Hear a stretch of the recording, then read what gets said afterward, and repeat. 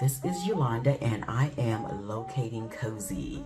So today is May 7th. I am in Zaragoza, Spain with my daughter and my granddaughter and my daughter's husband. I will be here until June 14th. So today is Mother's Day in Spain. So my son-in-law is about to take my daughter, his wife, myself, and his mother out for Mother's Day. So it's 1 week earlier than it is celebrated in the United States. So I'm really excited about that. So yeah, I'm kind of rocking my do and I'm excited. There's been so much that's been going on and I do apologize for any delays, but it just is what it is. With that, I'm going to be posting the whole Morocco experience. I did not go to Exodus Summit in Marrakesh.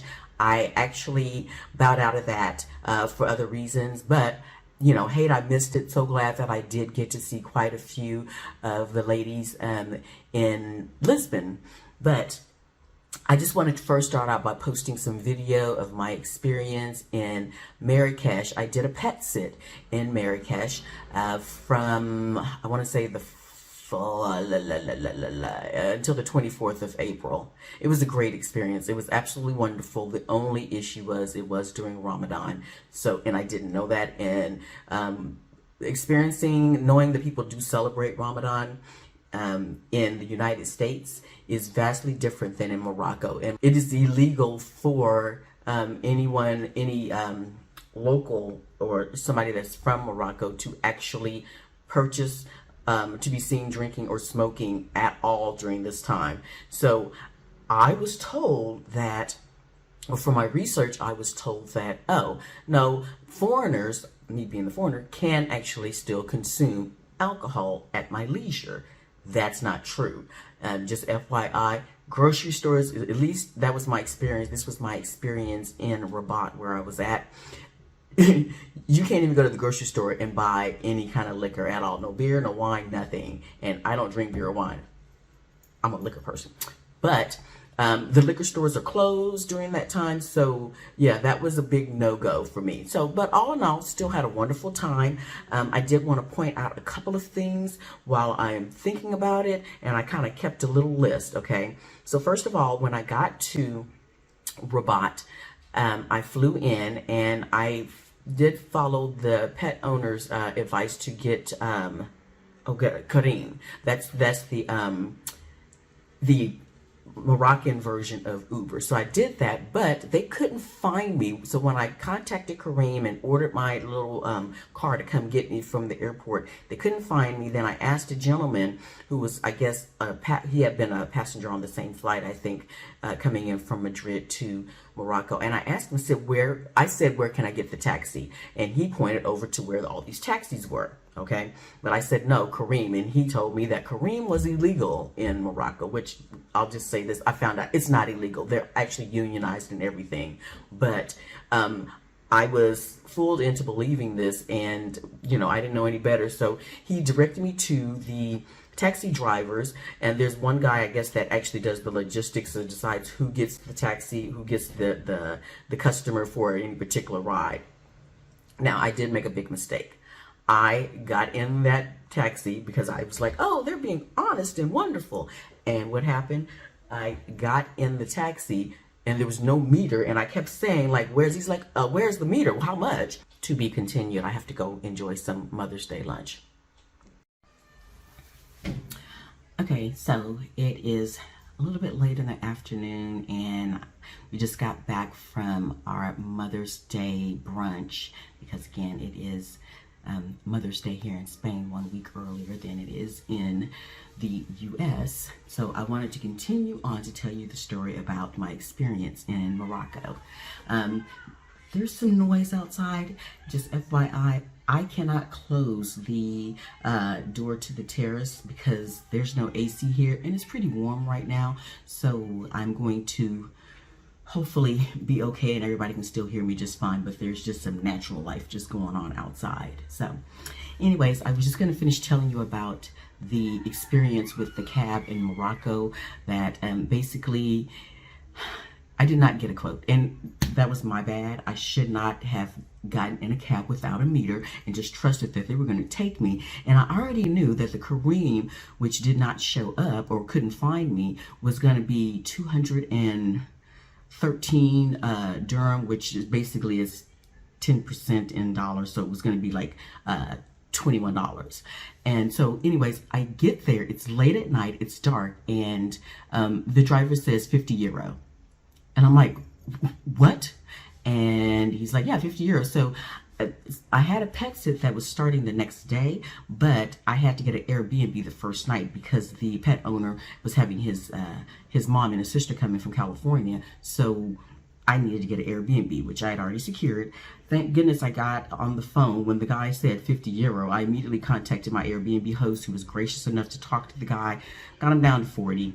But yeah, that was just a big mistake on my part. Lesson learned. From then on, throughout the rest of the trip, I did just take the Careems wherever I needed to go, and everything was fine. I think the most one trip cost me was $6. So it is what it is. Lesson learned. Never get in a cab unless you've negotiated the prices or what the rate's going to be beforehand, or make sure that there's at least a meter. H&D, Danica, and I want to say Herman. I'm sorry if I got your name wrong. I think it's Herman. They were just talking about this because they were in Marrakesh, and they actually gave the very sound advice that I'm giving now. Don't get in a cab without a meter or an agreed upon price beforehand.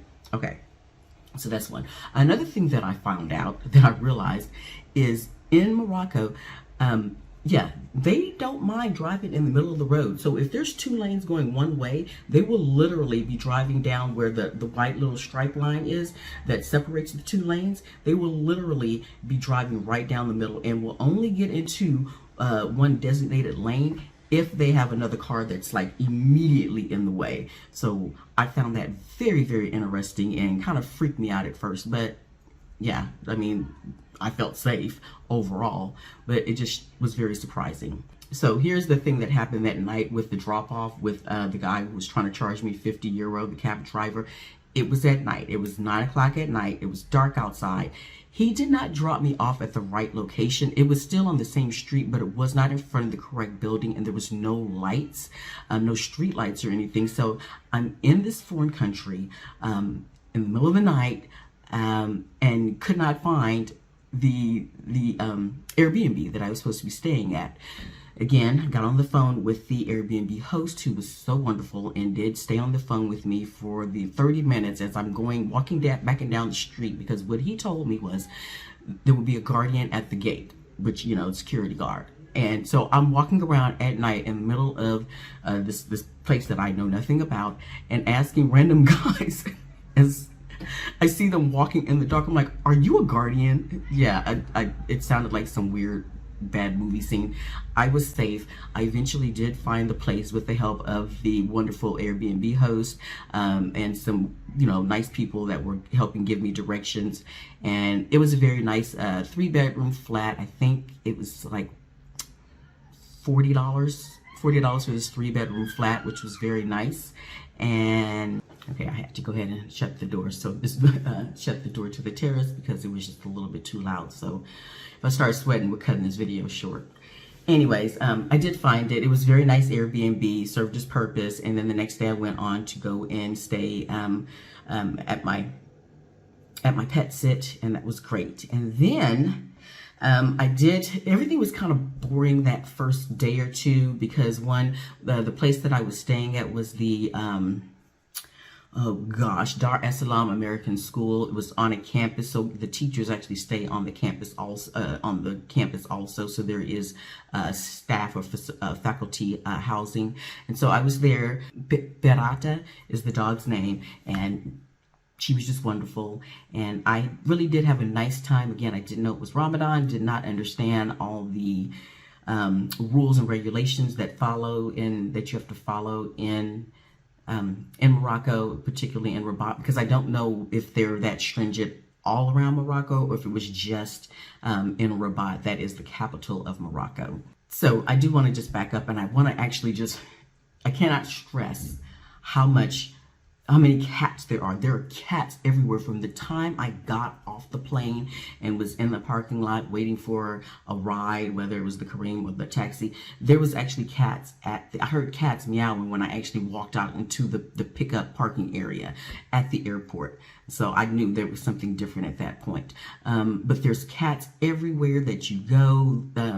There's not a homeless dog population, but there's definitely a cat situation, and it's so much so that, you know, even though they're homeless, or they're what they call them, feral cats, people take care of them. They're not necessarily their cats, but they take care of the homeless cat population.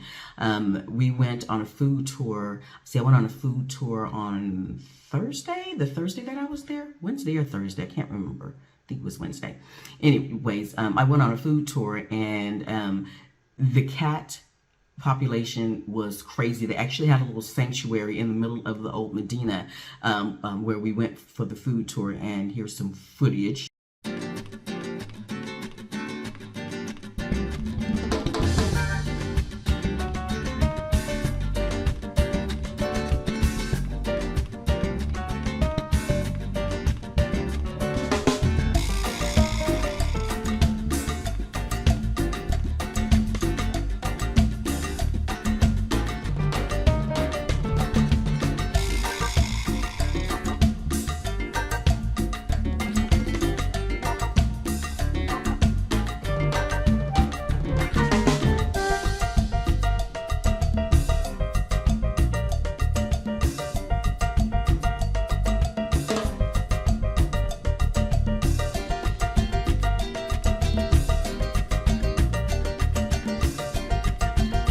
So yeah, it was just crazy overwhelming to see all these cats. They are not fixed. You know, you saw pregnant cats and kittens, and there was this one particular cat that literally just was standing in line with everybody else waiting for somebody to give him food.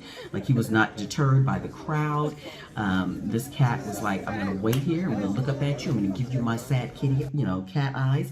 And yeah, I just stood in line, and then somebody eventually fed him. So they know where their food is coming from. So that was just very interesting to see the overwhelming amount of cats.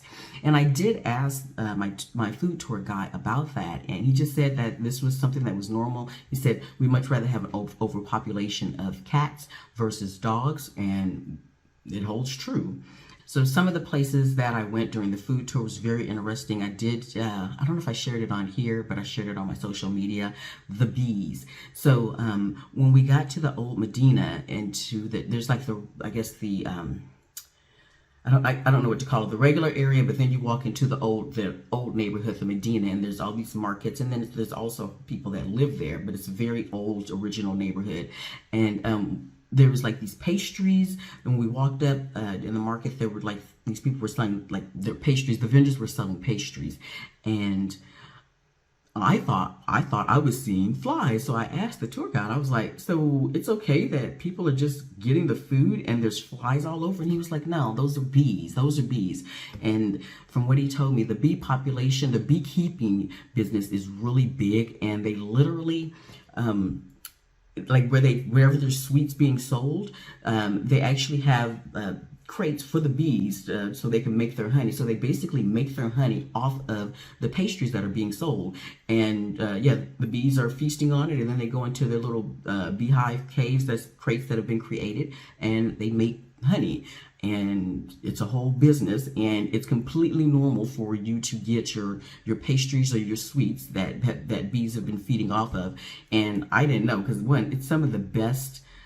Before I knew that this was a whole process, the pet owner actually left me a box of Moroccan cookies, and I had some, and they were just so good because they were not too sweet. They were just wonderfully delicious.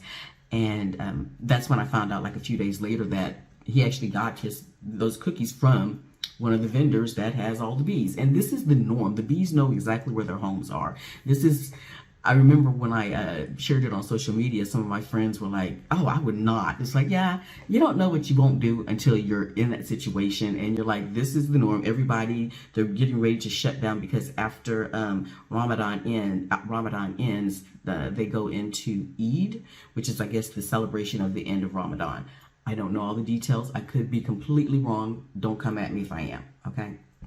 But anyways, that was very interesting, and I did learn a lot. It was a great food tour. Got to just experience all these different wonderful foods and just fresh fruits and vegetables, and it was just a beautiful thing. And the tour guide was just really great. And the other couple that I was with was from Brazil. It was an older couple from Brazil, so there was just the tour guide and the three of us, the three tourists. So it was great. And I went to the Kasbah, which is the old area overlooking the ocean.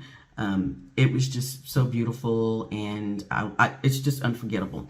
So on my last day of pet sitting, I could not leave until that following Sunday. So my last day to pet sit was on Saturday. It was on a Saturday, but the only plane coming directly from Rabat into Madrid was on a Sunday, so I had to stay in Rabat one extra day after the pet sit. So I got another Airbnb. So my first Airbnb was via just like a more modern flat, but the second Airbnb was in somebody's home. I rented out a room in somebody's home, and that was just gorgeous. I was fed so well. It was just a beautiful experience. The lady's name was Asia, and I guess some people would say Asia, but it was Asia, and she was just the most welcoming lady. She fed me well. Immediately had tea, and then this beautiful lunch with this braised beef with prunes and almonds, and it was good.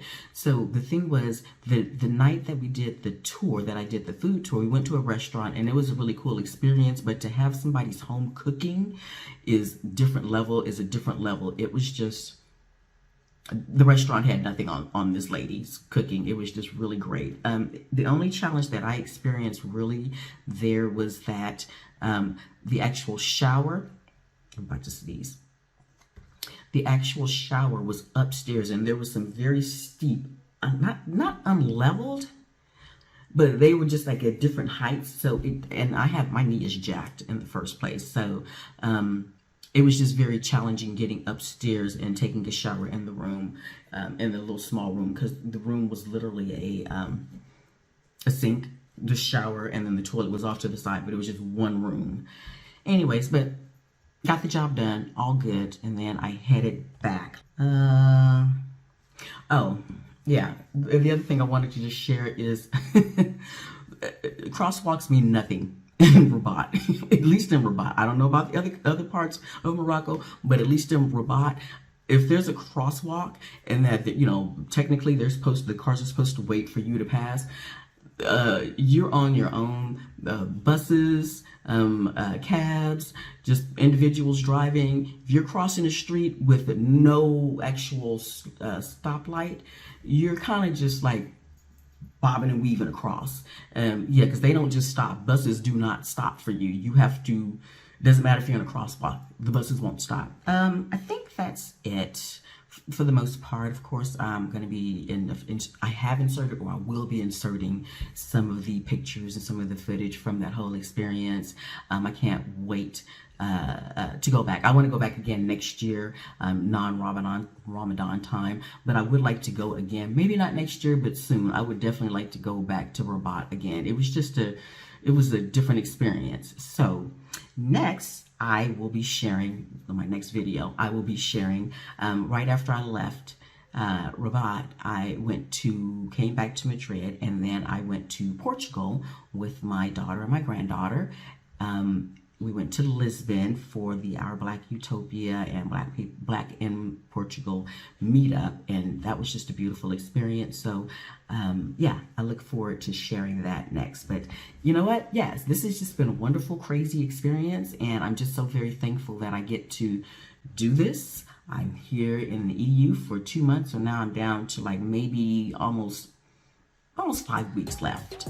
So yeah, I look forward to sharing more detail about that, and thanks for checking me out. And hit that subscribe button, like this video, and set up for some notifications so next time I actually post something, you'll know immediately. So thanks for watching, and y'all take care. Bye.